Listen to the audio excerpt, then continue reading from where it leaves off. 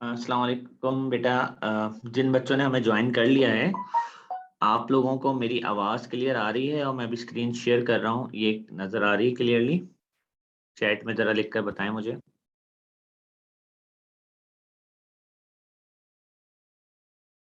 Okay good. सो असल में अभी क्लास शिफ्ट हो रही है, बहुत सारे बच्चे दूसरी क्लास को छोड़कर इसको ज्वाइन कर रहे हैं, तो ज़रा 1-2 मिनट उन्हें दें ताकि वो प्रॉपरली इसको ज्वाइन कर सकें।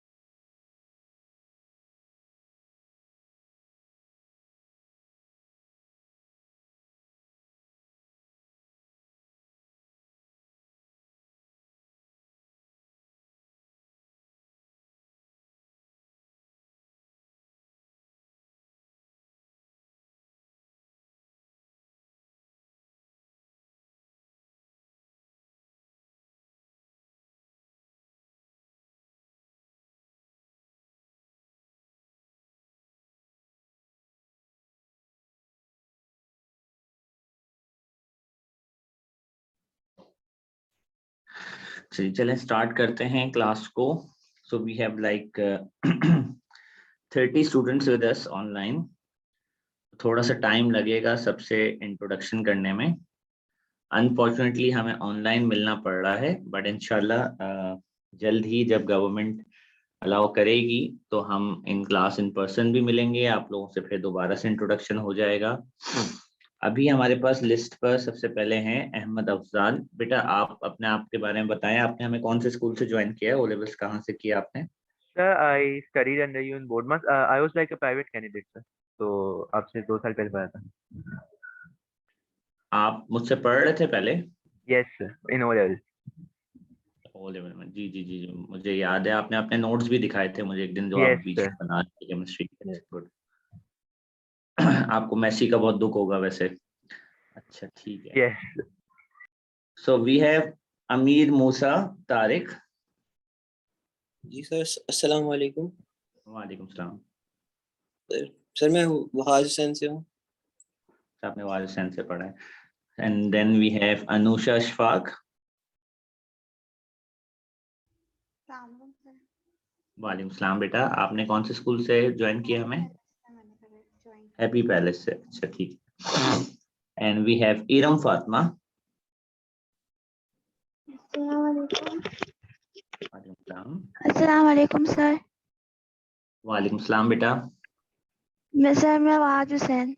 अच्छा आपने वहां जो सेंस से पढ़ा है, ठीक है good. Then we have Fatima Ehtesham.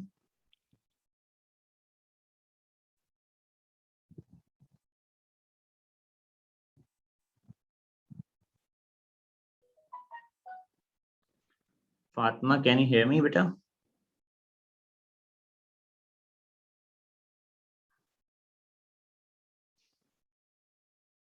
आपको माइक अनम्यूट करके बोलना है अगर आप बोल रही हैं तो, because I don't see anything in chat as well.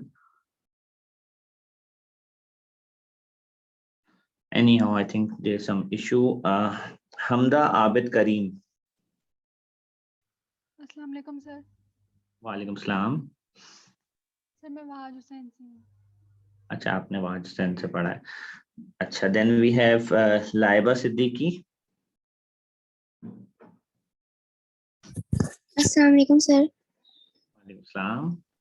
Sir मैंने मॉन्टेसरी कॉम्प्लेक्स कैम्ब्रिज स्कूल से पढ़ा है। ठीक है, good to have you all here. And then we have Mahnoor हक।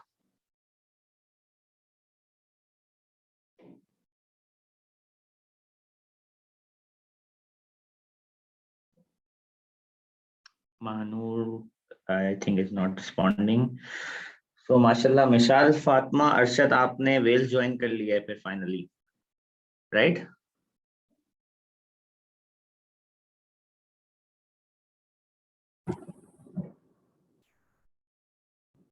अच्छा, मिशाल आपकी आवाज नहीं आ रही क्लियरली।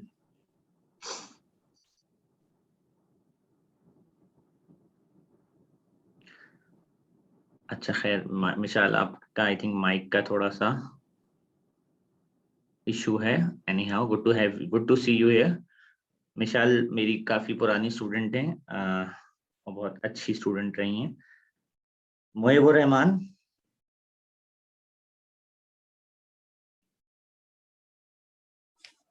अस्सलाम वालेकुम सर। वालेकुम सलाम। जी sir, I am from Happy Palace School. अच्छा, so you have two students from Happy Palace, mostly maybe उनकी इतनी ब्रांचेस हैं, शायद आप लोग सेम ब्रांच से हैं या नहीं। Then we have Mohammad Ehsan.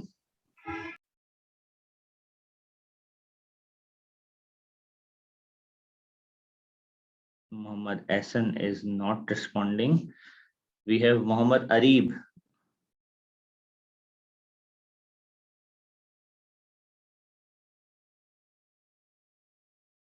who is also not responding. शायद मोहम्मद एहसन और मोहम्मद अरीब साथ में हैं। Mohammad अशारिफ Saeed.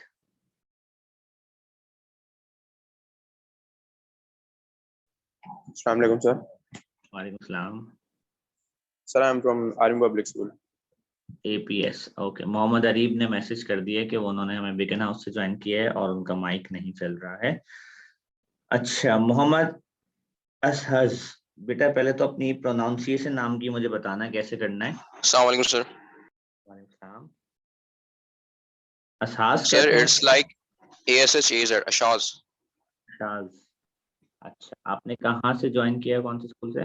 Sir, I joined from Shah Vilayat, okay, good. campus 2. And okay, then we have Mohammad Fauzan. आप तो मेरे साथ शाम में पढ़ रहे थे, वैसे बाकी बच्चों को बताएं आपने कौन से स्कूल से ज्वाइन किया हमें? Sir practical schooling system. Practical schooling से ज्वाइन किया है, good to have you here. And then we have Mohammad Zuhaib.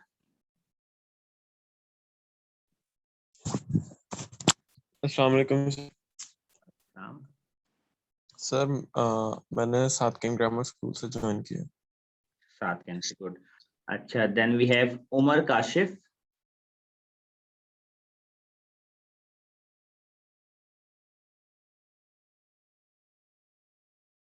who is not responding. Then we have Ryan Adnan.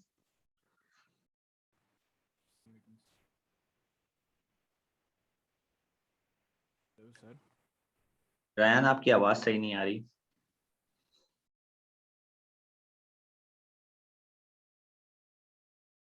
Sorry, I couldn't hear you. Sadia Khan. अस्सलाम वालेकुम sir. वालेकुम सलाम। Sir मैं was Hussain से हूँ। आपने वाज हुसैन के जो बैच के स्टूडेंट है वो सारे एक साथ ग्रुप ए में हैं। अच्छा, good. So then we have Saif Ali. अस्सलाम वालेकुम। वालेकुम सलाम। सर मैं दी एकेडमी से हूँ, नॉर्थ नौसाबाद कैंपस। ठीक है, गुड। समीर जुबैरी।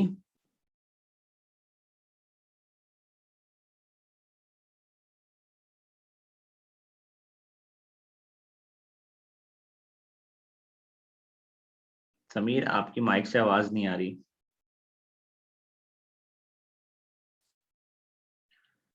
अच्छा, नो इशू, आप उसको अनम्यूट कर लो।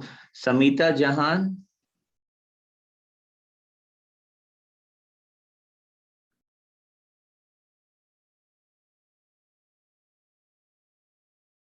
Samita is also not Okay, Shiza Farooq. Assalamu alaikum. I'm Hi. from the city school. City School. Which campus, beta? Gulshan. Gulshan Girls Campus, जो Wales के करीब पड़ता है. जी. Okay. Then we have Subata Khan.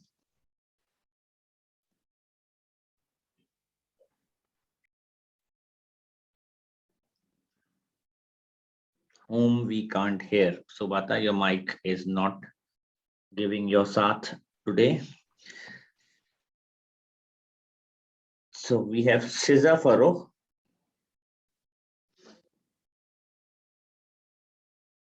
Sir, I told you I'm Oh, from the city. sorry. Just नाम ऊपर नीचे हो गए थे. Syeda Faila Batool. Assalamu alaikum sir, I'm from Hadi Academy. I think आपसे क्लास में भी बात हुई थी मेरी, राइट, वर्कशॉप में. जी सर. फाइला का मतलब क्या होता है बेटा? ईद मोबाइला तो सुना है मैंने, फाइला क्या है?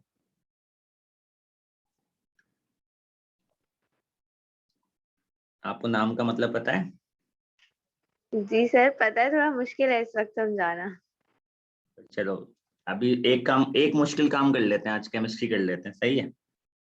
जी ये सर. किसी और दिन सही. वाह, बहुत अच्छा नाम है, सैयदा हुस्ने जैनब जी. आप भी हादी एकेडमी से हैं?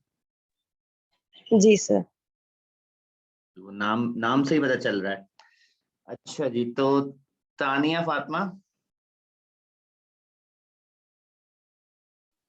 अस्सलाम वालेकुम सर. वालेकुम सलाम. जी सर, मैं अलहादी अकेडमी से. अच्छा, आप तीनों साथ में आए, ठीक है. सो जैन सिद्दीकी.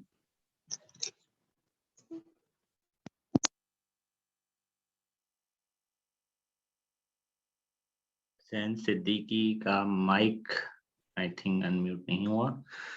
जैनब किंदी तो मेरे साथ आप ब्रॉडमास जौहर में पढ़ रही थी, बट आप इंट्रोड्यूस करें बच्चों को कि आप कौन से स्कूल से हैं? Assalamu alaikum sir. I'm from Wahid Endowed Grammar School. Wahid and out, ठीक है. अकेली बच्ची अभी तक की वाहिद एंड आउट की, ठीक है. So we have then Zainab Ashfaq. Assalamu alaikum sir. Sir, I am from Bahad Hussain. Okay, good. Zubia Saeed. Assalamu alaikum sir.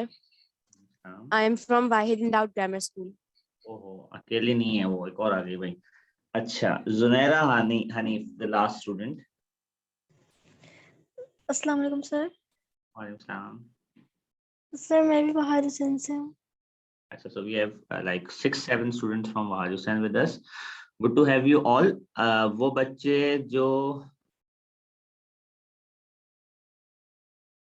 अच्छा, Mishal Fatima is Mishal Tariq sister. Okay, आपसे बीकन हाउस से आप जो थी, आपकी इंट्रोडक्शन हुई थी. अच्छा, समीता जहां का मैसेज आ गया, उनका माइक नहीं चल रहा था. वो WCHS से हैं. और हमारे पास मोहम्मद एहसन जो हैं, वो भी हैप्पी पैलेस से हैं. ठीक है जी. मिशाल, मुझे याद आ गया, आपने बिकन हाउस में थी और आप थोड़ा सा कंफ्यूज थी कि कहाँ जाऊं मैं आगे. So finally you have joined us. Welcome you all. So let's start with the introduction about your chemistry syllabus. आप सब लोग, क्योंकि इस साल मेरे लिए थोड़ी सी आसानी ये है कि हम सब ऑनलाइन पढ़ने के आदी हो चुके हैं. ठीक है, 1 साल से ज्यादा हो चुका है. पिछले साल भी जो हमारा बैच वेल्स कॉलेज में स्टार्ट हुआ था, आपके सीनियर्स का, वो ऑनलाइन ही स्टार्ट हुआ था. और काफी ऑकवर्ड सा लग रहा था, क्योंकि मेरे लिए फॉर द फर्स्ट टाइम था कि हम स्टूडेंट से ऑनलाइन सेशन स्टार्ट कर रहे थे. हमेशा इन क्लास बड़ी हाई एनर्जी नोट पे सेशन स्टार्ट होता था. बट अनफॉर्चुनेट टाइम्स हैं. बस अल्लाह से दुआ कर सकते हैं कि ये जो बीमारी है ये जल्द से जल्द हमारी जान छोड़े, तो फिर दुनिया अपने नॉर्मल उस पर आए. आप सबको पता है कि जान से बड़ा नुकसान किसी का नहीं होता. ये तो फिर भी पढ़ाई है, यहाँ लोगों की जानें चली गई हैं इस बीमारी में. अल्लाह हम सबको अपने हिफ्ज़ अमान में रखे, और जो लोग हमारे साथ अब नहीं हैं इस बीमारी की वजह से, उनकी मग़फ़िरत फरमाए. आप सब ने भी बहुत करीबी लोगों को, या शायद आपके ख़ानदान में कोई और इन लोग जो है वो इस बीमारी का शिकार हुए होंगे. So you all know the seriousness of the condition. So अगर गवर्नमेंट बंद करती है तो that is for some reason. अभी आप सबको पता है कि रिसेंटली ईद गुजरने के बाद कोविड वेव काफ़ी आई थी, और अभी आगे मुहर्रमों का सिलसिला है तो उसमें भी मजालिस होती हैं, उसमें भी लोगों का मिलना मिलाना होगा, तो शायद वेव कंटिन्यू रहे। सो ऑनलाइन को आपने सीरियस लेके चलना है, ठीक है, क्योंकि एज अ टीचर हमने पिछले साल एक चीज़ रियलाइज़ की मैंने, वो ये कि जब मैंने पिछले साल सिलेबस पढ़ाना शुरू किया तो मैंने कहा कि चलें जब खुलेगा तो हम दोबारा पढ़ लेंगे, सही से पढ़ लेंगे। अब उससे प्रॉब्लम ये हुई कि पिछले साल स्कूल 3 से 4 दफ़ा ऑनलाइन शिफ्ट हुए, मतलब स्कूल अलाउ किया फिर ऑनलाइन किया, फिर स्कूल अलाउ किया फिर ऑनलाइन किया। टोटल जब हमने देखा तो तकरीबन half of the academic year हमारा ऑनलाइन गया, ठीक है। तो दैट मीन्स के आधा टाइम अगर आपका ऑनलाइन पढ़ने में गया है और आप ऑनलाइन पढ़ने में सीरियस नहीं ले रहे, या एज अ टीचर आप पढ़ाने में उसको सीरियसली ले रहे हैं, तो वो फिर आपको बहुत प्रॉब्लम हो जाती है उसके अंदर, ठीक है। तो मैंने शुरू में तो सोचा था कि चलें जब खुलेगा तो बच्चों को ऑनलाइन अच्छा पसंद नहीं आ रहा हो तो कुछ बच्चे बोलते हैं इंटरनेट इशू है सर, कनेक्टिविटी नहीं आ रही, लाइट नहीं है, बहुत सारे दीगर मसाइल होते हैं बच्चों के साथ, फिर हर एक को एक टैब या कंप्यूटर चाहिए होता है, एक अलग कमरा चाहिए होता है सुकून से बैठ के पढ़ने के लिए, घर में अकोमोडेशन इश्यूज होते हैं लोगों के, मैं खुद अभी एक कमरे में बंद हुआ हूँ, तो मेरे घर पे भी बच्चे हैं, शोर शराबा, सारे मसले सबके एक जैसे ही हैं घर के। डिस्पाइट ऑल दिस, एक चीज़ जो हमारे साथ चल रही है वो है टाइम। अगर हम टाइम वेस्ट करेंगे तो वो टाइम वापस नहीं आएगा और हमें सिलेबस को उसी गिवन टाइम में कंप्लीट करना होता है। लास्ट ईयर से अगर मैंने कुछ सीखा है तो वो ये है कि ऑनलाइन क्लासेस को बिल्कुल भी हमें फॉर ग्रांटेड नहीं लेना है और इसके अंदर सिलेबस को पूरे तरीके से यूटिलाइज करना है, वरना आप पे एंड में जाकर जो है ना सिलेबस का बर्डन बढ़ जाता है, ठीक है। तो अब आप सब लोग भी ऑनलाइन के थोड़े यूज टू हैं, आप सबको पता है कि गूगल क्लासरूम क्या चीज़ है, जूम मीटिंग्स किस तरह वर्कआउट करती हैं, टीचर्स अपने नोट्स लिखने के बाद बच्चों को व्हाट्सएप पे सेंड कर देते हैं, तो जो असिस्टेंस हमसे हो सकती है, या यूट्यूब चैनल पे किस तरह से टीचर्स अपनी वीडियो रिकॉर्डेड करके दे सकते हैं, ये सब हम आपको जब तक ऑनलाइन चलेगा ये सब हम आपको प्रोवाइड करेंगे, ठीक है। पर आपने अपने एंड से जो चीज़ें रखनी है कि you have to be there on time in the class and you have to be serious about it, क्योंकि आप क्लास के उस तरफ बैठे हो अपनी स्क्रीन के, मैं आपको नहीं देख रहा, मुझे नहीं पता कि आप कितना अटेंटिव हो, so that is your duty. If you're not attentive, I have like 40 students attending the class. I don't know who is sleeping right now. ठीक है, वो जो घोस्टिंग का इशू है स्टूडेंट्स का कि वो बस ऑनलाइन लॉगिन हो जाते हैं और वो फिर रिस्पॉन्सिव नहीं रहते, that is something beyond my control, ठीक है। तो वो मैं आपको डे 1 पे बता रहा हूँ, be honest with yourself. So let's start with the introduction. सबसे पहले तो मैं आपका सिलेबस इंट्रोड्यूस कर रहा हूँ। आपका जो सिलेबस है इस साल वो एक नया सिलेबस है, ठीक है। लास्ट टाइम जो सिलेबस आया था केमिस्ट्री का, दैट वाज इन 2016, ठीक है। एंड 2016 से फॉर नेक्स्ट 6 years वही सिलेबस चल रहा था। And for this year we have a new syllabus. As you can see, it's written that use this syllabus for exams in 2022, 23 and 24. So you are the first batch who's going to appear in their AS level exams using this syllabus. So पिछले syllabus से syllabus में कुछ changes हैं, ठीक है।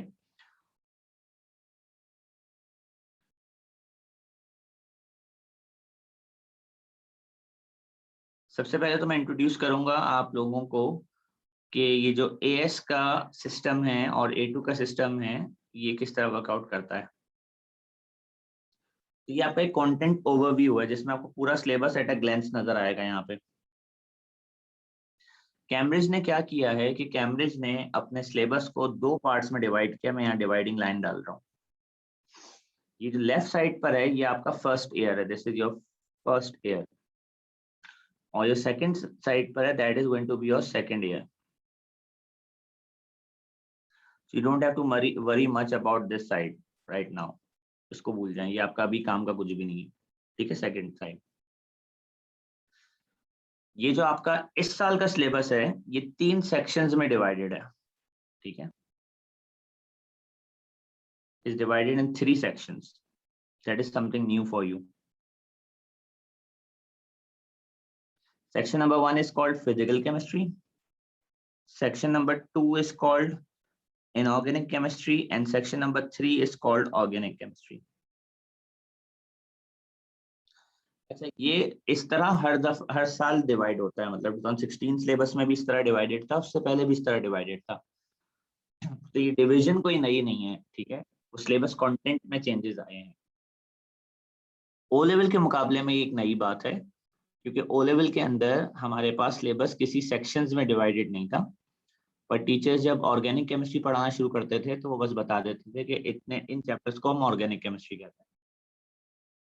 उसके अलावा आपने कभी किसी टीचर को फिजिकल केमिस्ट्री का वर्ड यूज करते हुए नहीं देखा होगा, वो एक साथ ही मिलकर पढ़ाते हैं हम चैप्टर।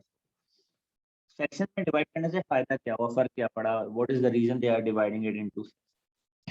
ऑल्दो ये तो एक केमिस्ट्री की रीजन नेसेसिटी है कि आप केमिस्ट्री की सब ब्रांचेस होती हैं, क्योंकि लोग जब आगे जाके केमिस्ट्री में स्पेशलाइज करते हैं तो किसी एक ब्रांच में करते हैं। तो मैंने अपना जब मास्टर्स किया था तो मैंने ऑर्गेनिक केमिस्ट्री में मास्टर्स किया था। आगे जाके जब मैंने सब स्पेशलिटी ली थी अपनी एमएस के अंदर, तो मैंने ऑर्गेनिक सिंथेसिस में की थी, वो भी आपका एक चैप्टर है यहाँ पे आगे ऑर्गेनिक सिंथेसिस। तो आप थोड़ा नैरो डाउन होते जाते हैं आगे जाके। तो यहाँ पे वो आपको इंट्रोड्यूस करते हैं केमिस्ट्री की 3 मेन ब्रांचेस निकलती हैं, फिजिकल, इनऑर्गेनिक और ऑर्गेनिक, जिनकी आगे बेतहाशा और सब ब्रांचेस निकलती हैं, ठीक है। तो आप किसी एक में इंटरेस्ट लेकर उसमें आगे बढ़ते हैं बेसिकली। पर क्योंकि मेजॉरिटी हमारे पाकिस्तान के बच्चों को आगे केमिस्ट्री चंद ही बच्चों ने पढ़नी होती है, मैंने तो अपने कैरियर में बहुत कम बच्चों को आगे केमिस्ट्री पढ़ते देखा, तो आपके लिए इसका मकसद ये नहीं है। आपके लिए मकसद कुछ और हो जाता है, वो ये है कि आपका जो पेपर है उसके अंदर इन सब की एक अलग अलग वेटेज है। जैसे कि आपका पेपर, टोटल पेपर का 40% फिजिकल केमिस्ट्री में से आएगा। तो जब आप ये फर्स्ट 8 चैप्टर्स पढ़ लेंगे जो फिजिकल केमिस्ट्री में लिखे, atomic structure, moles, chemical bonding, states of matter, chemical energetics. ये जो केमिकल एनर्जेटिक्स है ना, ये नाम सुनने में थोड़ा सा फैंसी सा लग रहा है, ये वही चैप्टर है जो आपका ओ लेवल में एंडोथर्मिक और एक्सोथर्मिक का था। इलेक्ट्रोकेमिस्ट्री, इक्विलिब्रियम भी थोड़ा फैंसी सा नाम है, this is just your reversible reaction. And then you have reaction kinetics. Reaction kinetics आपका जो ओ लेवल में रेट ऑफ रिएक्शन का चैप्टर था, ये वही चैप्टर्स हैं सारे, ठीक है। When you are done with these 8 chapters, you are like 40% prepared for your paper. Paper में 40% इसमें से आएगा। अगर 100 नंबर का पेपर एग्जामिनर बनाएगा तो उसको 40 नंबर इसमें से देने हैं। Then inorganic chemistry is around 20% of your paper. Why less? Because chapters कम है। यहाँ पे 8 chapters थे, यहाँ से 4 chapters हैं। इनऑर्गेनिक केमिस्ट्री का थोड़ा कंटेंट भी कम है, इसलिए उसकी वेटेज भी कम है। एक्चुअली देखा जाए तो वेटेज कम नहीं है, वो 8 चैप्टर पे 40% है, ये 4 चैप्टर पे 20% है, तो वेटेज एक तरीके से बराबर है, ठीक है। वैल्यू फॉर चैप्टर सेम है। Then you have organic chemistry which consist of remaining 40% of your marks. तो आपका पेपर इस तरह से डिवाइडेड है। तो जब एक टीचर आपको फिजिकल केमिस्ट्री कंप्लीट कराएगा तो you will be prepared for 40% of your syllabus, both content wise and marks wise.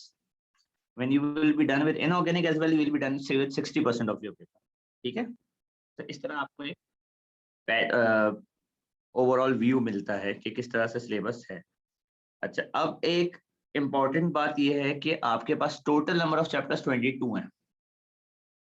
You have 22 chapters with you in this year, which is something to notice. Because in your O levels अगर आप book पढ़ेंगे तो book में तो बेतहाशा उन्होंने chapters दिए हुए हैं, बट सिलेबस अगर आप देखें तो सिलेबस के अंदर हार्डली 14-15 चैप्टर्स हैं ओ लेवल्स के अंदर। तो कंपेयर टू दैट आपके पास यहाँ पे नंबर ऑफ चैप्टर्स थोड़े से ज्यादा हैं, और ना सिर्फ चैप्टर्स ज्यादा हैं, हर चैप्टर ज्यादा डेप्थ में भी है। यानी कि अगर मैं एटॉमिक स्ट्रक्चर की बात करूँ, ओ लेवल का अगर एटॉमिक स्ट्रक्चर स्टूडेंट पढ़ता है और उसके 4 पेजेस में 3 पेजेस में खत्म हो जाता है रजिस्टर के, तो ए लेवल का एटॉमिक स्ट्रक्चर 10 पेजेस में खत्म होगा जाके। पहली बात तो ए लेवल के एटॉमिक स्ट्रक्चर में ओ लेवल के एटॉमिक स्ट्रक्चर के वो 3-4 पेजेस तो पूरे ही शामिल होंगे। यानी कि हर चैप्टर जो आपका वो ओ लेवल में था वो उतना तो पूरा ए लेवल में शामिल है। मतलब जो आपके पुराने नोट्स हैं वो बिल्कुल भी बेकार नहीं हुए, ठीक है। वो सारी चीजें आपकी ऑलरेडी वैसे ही शामिल हैं, हमने सिर्फ उससे आगे जाना है। ठीक है, तो ये कंटिन्यूएशन है हमारे उसकी पढ़ाई की। तो इसलिए जो आप 10 पेजेस की मैं बात कर रहा हूँ कि एटॉमिक स्ट्रक्चर के नोट्स 10 पेजेस के हो जाएंगे compare to 3 pages of your O level, उसमें क्योंकि 10 में 3-4 पेजेस तो ओ लेवल वाले शामिल हैं, अगला आप 5-6 पेजेस नए जो हैं वो एडवांस कॉन्सेप्ट्स के पढ़ेंगे। ठीक है, इसके बाद मैं अभी आपको अपलोड करके दूंगा ये बुक। आपके पास सिलेबस में 2 बुक्स हैं, ये आपके ऑथर हैं जिनका नाम है Lawrie Ryan and Roger Norris. इस बुक की 3rd एडिशन मार्केट में आ चुकी है, तो अगर आप में से कोई बुक खरीदने वाला है तो that person should go for the 3rd edition, क्योंकि जो 2nd एडिशन है ये 2016 सिलेबस के साथ रिलीज हुई थी, तो ये भी 5 साल पुरानी है बुक। अब जो 2022 का सिलेबस आया है उसके हिसाब से एक नई बुक आ गई है, but you don't have to worry much. अगर आपके किसी बहन भाई ने या कजन ने आपको ये बुक दे दी है तो ये बुक 95% सेम है नई बुक में, और इसमें से 5% चेंजेस हैं। ठीक है, जैन बुक बिल्कुल आपने खरीदनी है, और एक नहीं 2 लेनी है। और अगर आपका सॉफ्ट कॉपी से काम चलता है तो ये आपकी दूसरी बुक है। इन दोनों की अभी सॉफ्ट कॉपी मैं आपका गूगल क्लासरूम बना रहा हूँ, उसमें मैं अपलोड कर रहा हूँ, और आप वहां से इसको यूज कर सकते हैं। ठीक है, अगर आप सॉफ्ट कॉपी से पढ़ रहे हैं तो। एक सेकंड,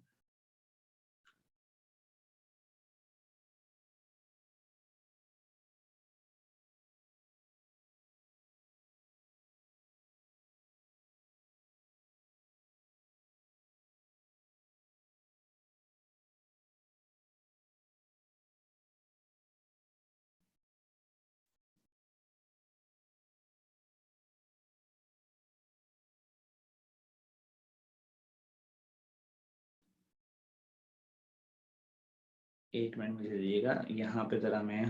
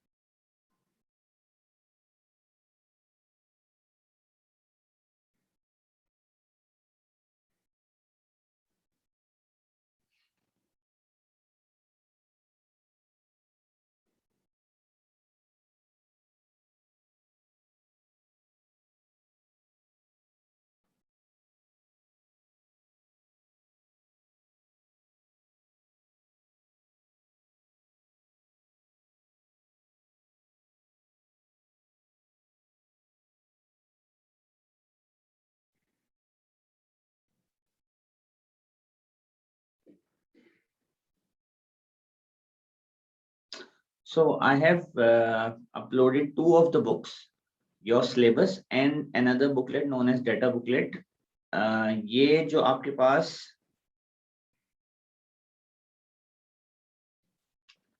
अच्छा, मोहम्मद हसन पूछ रहे हैं कि जो आपकी फिजिकल क्लासेस होंगी उसमें भी हम सॉफ्ट कॉपी इस्तेमाल कर सकते हैं। मोहम्मद हसन, बुक लेकर आपको क्लास में नहीं आना है। ठीक है, बुक आपकी जो है वो सिर्फ अपनी स्टडी के लिए है। ठीक है, क्लास के अंदर जब मैं पढ़ाता हूँ तो मैं बोर्ड पे पढ़ाता हूँ और मैं अपने नोट्स प्रोवाइड करता हूँ स्टूडेंट्स को। ठीक है, वो कुछ इस तरीके के नोट्स होते हैं, जैसे कि ये आपका चैप्टर एनर्जेटिक्स है, तो एनर्जेटिक्स के अपने हैंड रिटन नोट्स होंगे इस तरह के पूरे, जो आपको क्लास में हर चैप्टर के साथ मिलेंगे।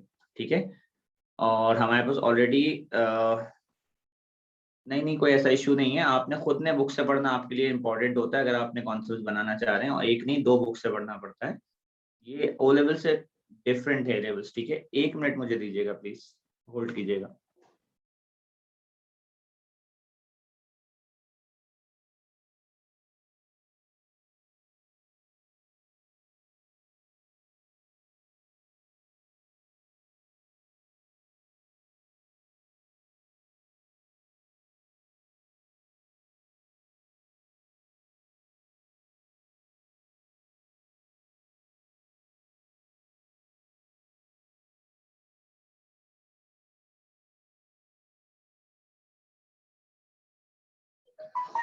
So sorry. So let's go on to the syllabus again. मैंने ये बुक्स आपको 2 अपलोड कर दी हैं। 2 इसलिए जरूरी हैं क्योंकि ये दोनों कैम्ब्रिज इंडोर्स बुक्स हैं, ठीक है। और स्टूडेंट्स को कम से कम 2 बुक से पढ़ते हैं तो थोड़ा बेहतर समझ में आता है।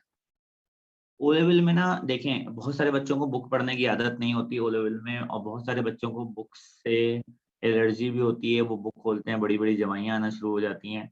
आप जितना बुरा कह लें बुक्स को, उनकी इंपॉर्टेंस खत्म नहीं होती, ठीक है।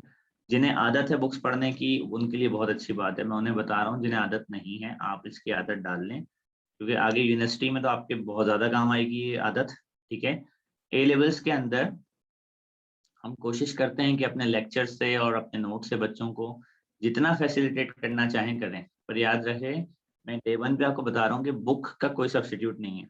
तो एक दफा बुक से हर चैप्टर को साथ साथ में रीड आउट करना जरूरी है। कोई ज्यादा टाइम नहीं लगता। एक चैप्टर खत्म होने के बाद बुक से पढ़ने में हार्डली आधा घंटा लगेगा आपको, ठीक है। So moving on to the syllabus.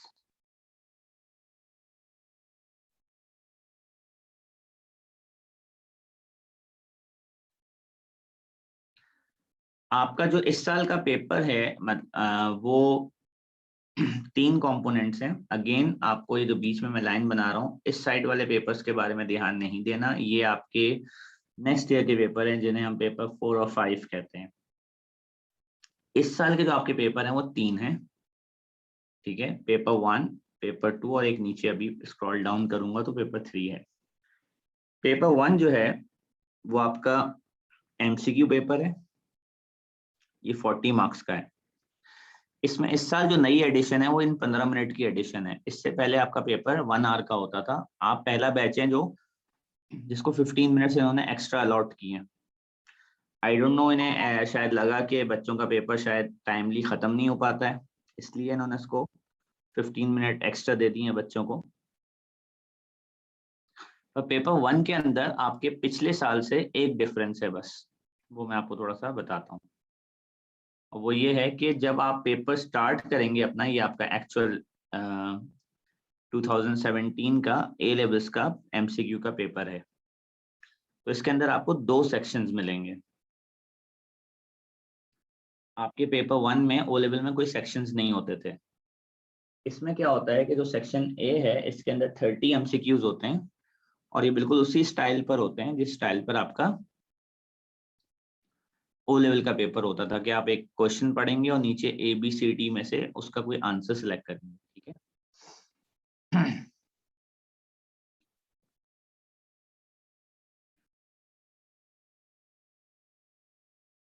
पर क्वेश्चन नंबर 30 के बाद आपको एक सेक्शन बी की हेडिंग दिखेगी।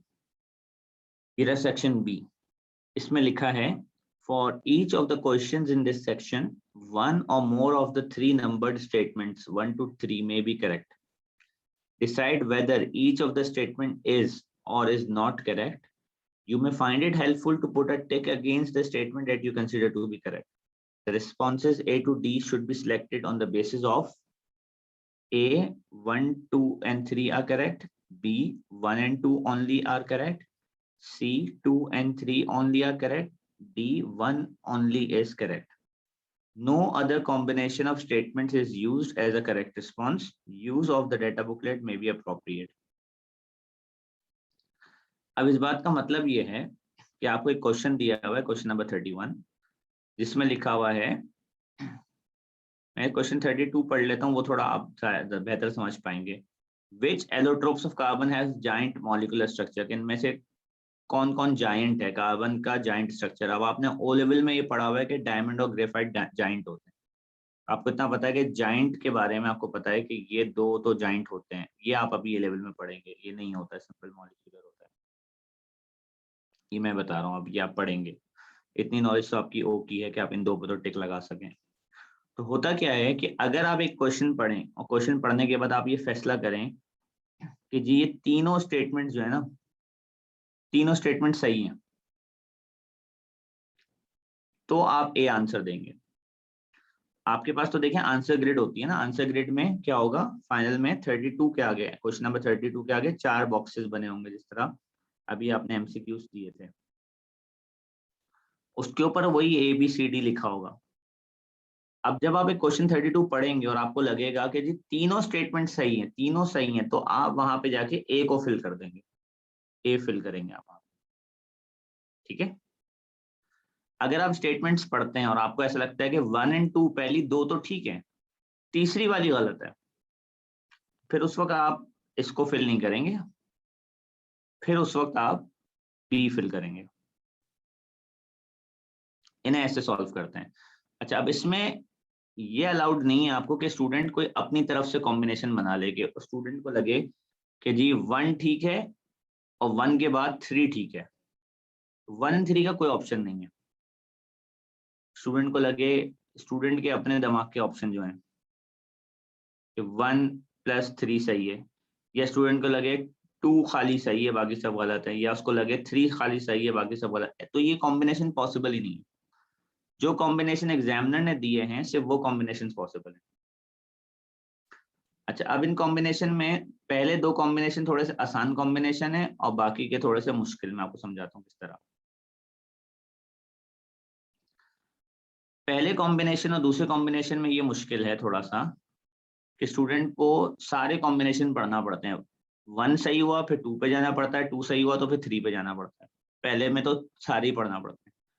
बी में क्या है, थोड़ी सी आसानी हुई है कि 1 पढ़ा सही है तो 2 पढ़ा सही है, 3 गलत हुआ, अगर 3 गलत हुआ तो स्टूडेंट बोलेगा कि बी आंसर सही है।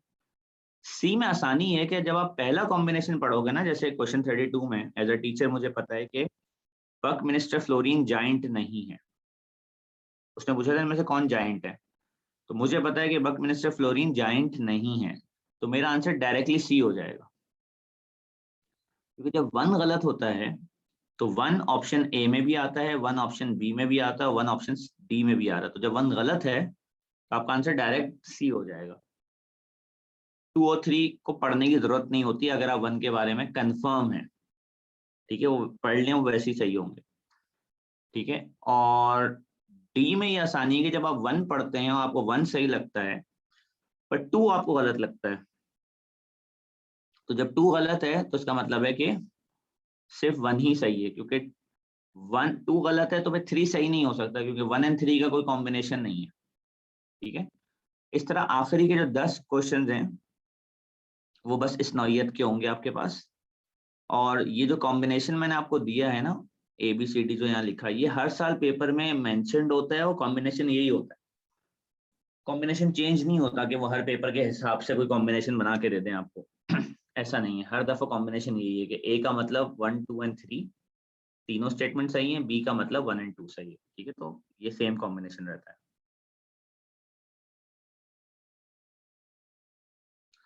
सेक्शंस के बिटवीन एक स्टूडेंट पूछ रहे हैं कि डिफिकल्टी का फर्क है। यूजुअली सेक्शन बी बच्चों को थोड़ा ज्यादा डिफिकल्ट लगता है, इसके कुछ क्वेश्चंस बच्चों को ट्रिकी लगते हैं, क्योंकि इसमें आपको तीनों स्टेटमेंट्स को प्रोसेस करना पड़ता है ना, कंपेयर्ड के आपको यहाँ पर ABCD में से सिर्फ कोई एक स्टेटमेंट पे काम करना पड़ता है जो कि सही स्टेटमेंट ढूंढनी होती है।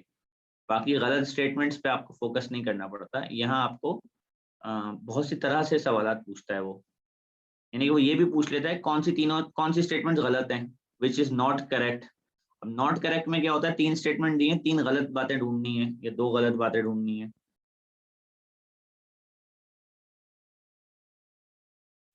सही है। तो आपको थोड़ा सा A लेवल के जो MCQs हैं ये थोड़ा O लेवल के मुकाबले में थोड़ा सा चैलेंजिंग होते हैं। O लेवल में जितने आसानी से आपसे MCQs हो जाते हैं, A लेवल के MCQs थोड़े से एडवांस होते हैं उसके बाद। Now going back to the syllabus, इसके अलावा फिर आपका पेपर 2 है।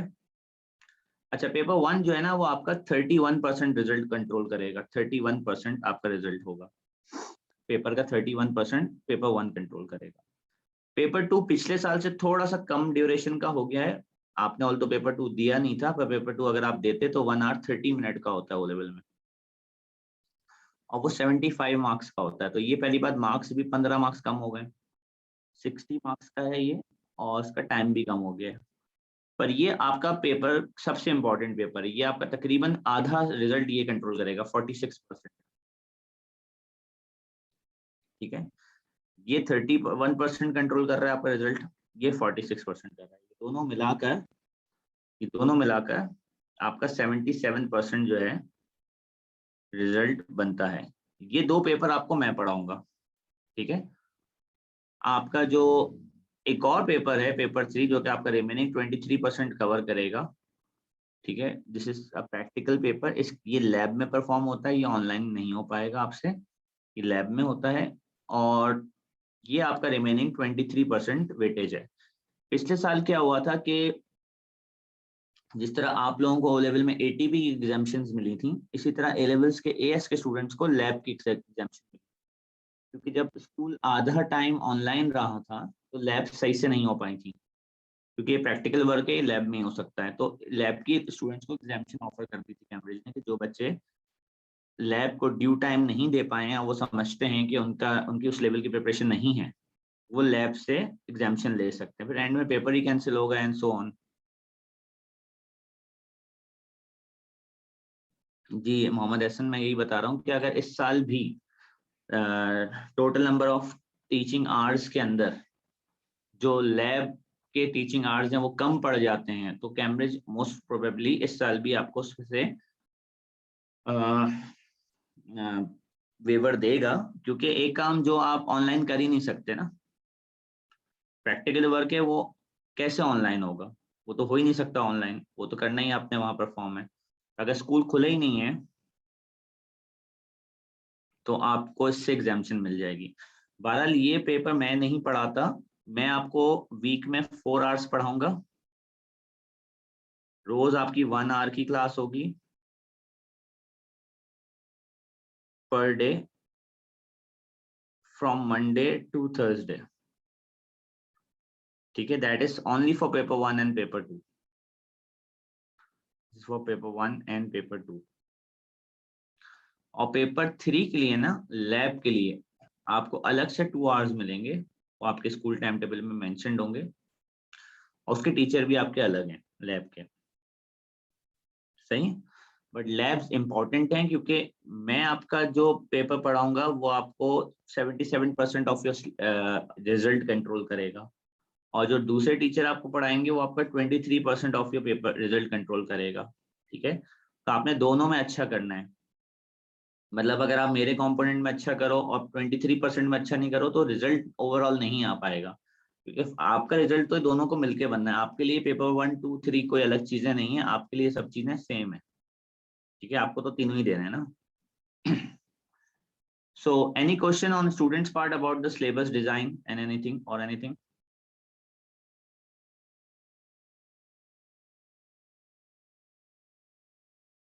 क्लियर है। अच्छा, अब इन्होंने किया है कि सिलेबस में शुरू में जो चैप्टर्स दिए हैं वो सारे AS के हैं, यानी कि लिखा हुआ भी है heading AS level subject content, ठीक है। तो चैप्टर नंबर 1 से लेकर चैप्टर नंबर 23 तक, फर्स्ट 23 चैप्टर्स इस तरह आप पढ़ते जाएंगे, मैं आपको पढ़ाता जाऊंगा, आप आगे बढ़ते जाएंगे। 23 चैप्टर्स जो हैं ये AS के। बुक भी इसी तरह से डिजाइंड है। बुक के अंदर फर्स्ट 23 टॉपिक्स जो है ना वो आपके AS के हैं। Atomic structure, moles, chemical bonding, states of matter, energy changes, equilibria and so on, organic chemistry, इस तरह आप बढ़ते जाएंगे। जिस तरह शुरू, तो एक्चुअली आपको आधी बुक यूज नहीं करनी है। जो चैप्टर 18 के बाद से जो आगे चैप्टर हैं वो A2 के हैं, इसलिए इसी तरह सिलेबस हाफ है। पहला हाफ सिलेबस अभी यूज होगा, हाफ नेक्स्ट। जी लैब की कोई चॉइस नहीं है आपके पास। एक स्टूडेंट पूछ रही है कि लैब कंपलसरी है। बिल्कुल लैब कंपलसरी है आपकी, बायो, फिजिक्स और केमिस्ट्री में लैब कंपलसरी है आपके पास, पार्ट ऑफ योर सिलेबस है, आप उसको छोड़ नहीं सकते, ठीक है। बट ये है कि हाँ, ये सिर्फ for the first time Covid situation में हुआ कि बच्चों को इसमें एग्जाम्शन मिली थी। जैसे कि आप लोगों को भी पता है कि एग्जाम्शन ओ लेवल में भी दी गई थी बच्चों को, वो सिर्फ एक सिचुएशन के हिसाब से थी बात।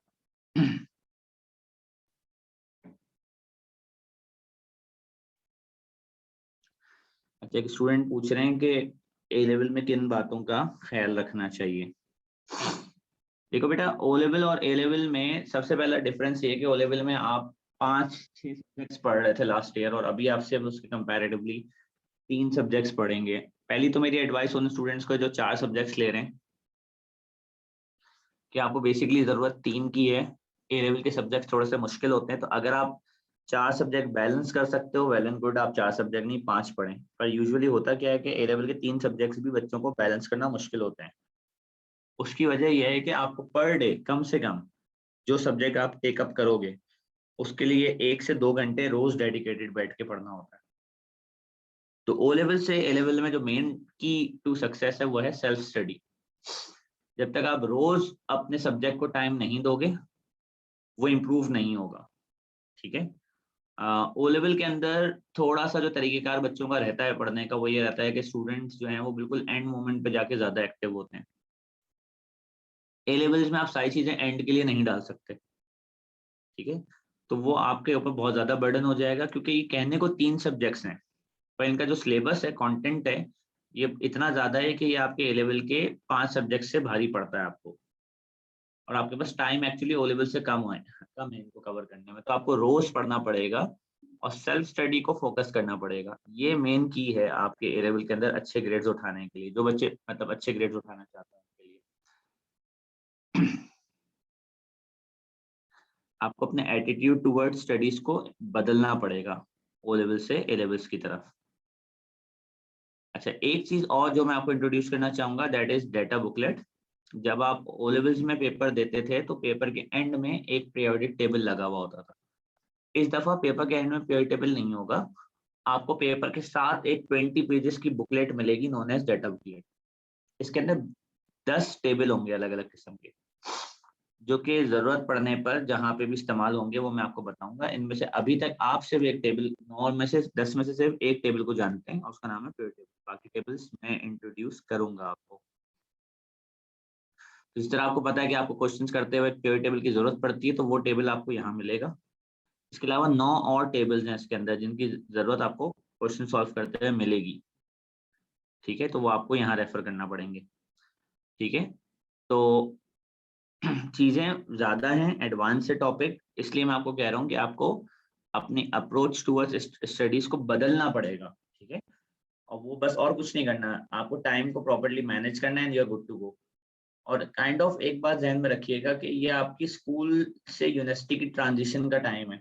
ए लेवल्स आप में से जो भी जिस भी यूनिवर्सिटी में जाएगा ना, स्कूल से यूनिवर्सिटी डिफरेंट होती है।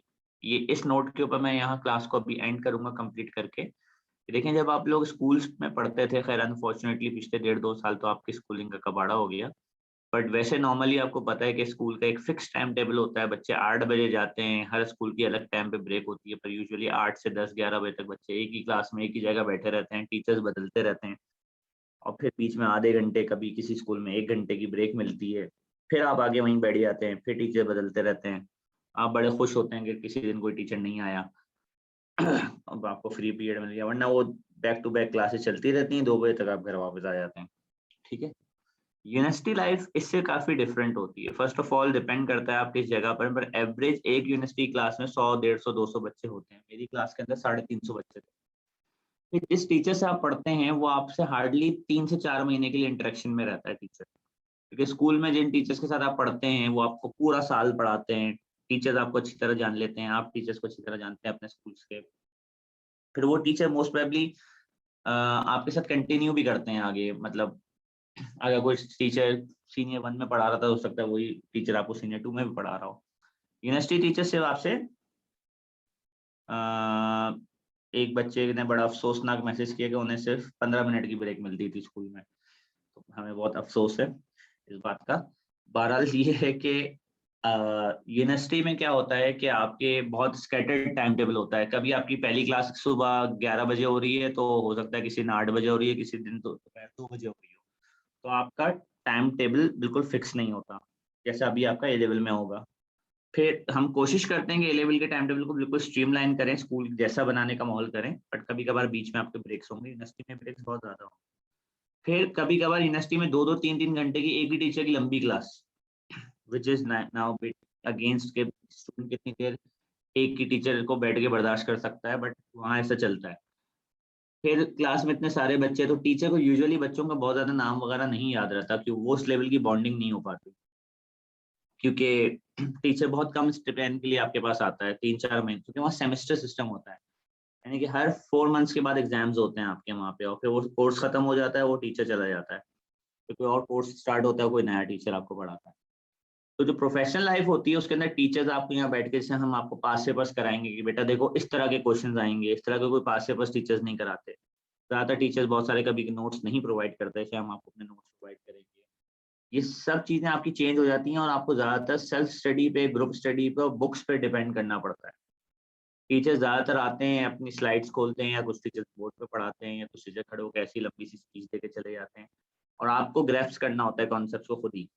ठीक है, तो एक्चुअली जो आपकी एकेडमिक्स का मेन 4 से 6 साल है, 4 साल का आपका ग्रेजुएशन होता है, जो भी आपका ए लेवल्स के बाद आप 4 इयर्स यूनिवर्सिटी का करेंगे, और आप में से जो लोग मास्टर्स करेंगे वो अनदर 2 इयर्स करेंगे, तो 6 इयर्स, नेक्स्ट 6 इयर्स तक जिस पढ़ाई को आपको फेस करना है, वो बहुत ही ज्यादा लेस टीचर डिपेंडेंट है and more self study dependent पढ़ाई है आप लोगों की। तो ए लेवल्स उसका थोड़ा सा ट्रांजिशन है, ओ की आपकी आदतें थोड़ी सी खत्म हो रही हैं, और ए में आपको थोड़ा सा एक चेंज महसूस हो रहा है, अब आपने उस चेंज को अडेप्ट करना है। बहुत सारे बच्चे उस चेंज को रेजिस्ट करते हैं, बोलते हैं यार ये क्या हो रहा है, वो जो टीचर की एक हेल्प होती है उसके ऊपर इतना ज्यादा डिपेंडेंट होते हैं कि अपने आप को एक्टिव नहीं कर पा रहे होते हैं, तो आपको अपने आप को एक्टिव करना पड़ेगा। इससे जो जितनी जल्दी इसको अडेप्ट कर लेगा वो उतना ज्यादा सक्सेसफुल हो जाएगा, ए लेवल में भी और आगे यूनिवर्सिटी के अंदर भी। जी बेटा, चलें, तो nice to have you all here. इंशाल्लाह कल से हम अपना पहला चैप्टर एटॉमिक स्ट्रक्चर स्टार्ट करेंगे, तो आप लोग टाइम से लॉग इन हो जाना, और जो रिकॉर्डेड लेक्चर्स होंगे वो आपके यहाँ जो एडमिन है वो अपना इनका एक गूगल क्लासरूम है उधर अपलोड होंगे, मेरे पास राइट नहीं है इसको अपलोड करने का, वो एडमिन खुद करती है, पर बहरहाल जो मैं वर्किंग करूंगा, जो मैं नोट्स बनाऊंगा, वो सब आपको मिलते रहेंगे आपके व्हाट्सएप ग्रुप के अंदर। ठीक है, अल्लाह हाफिज बेटा।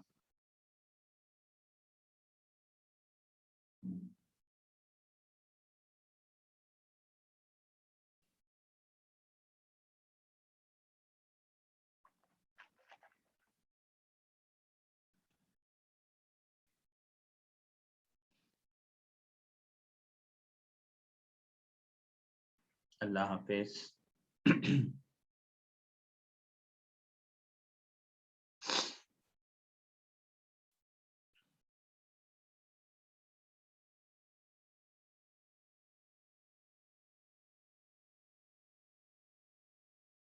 अल्लाह हाफिज।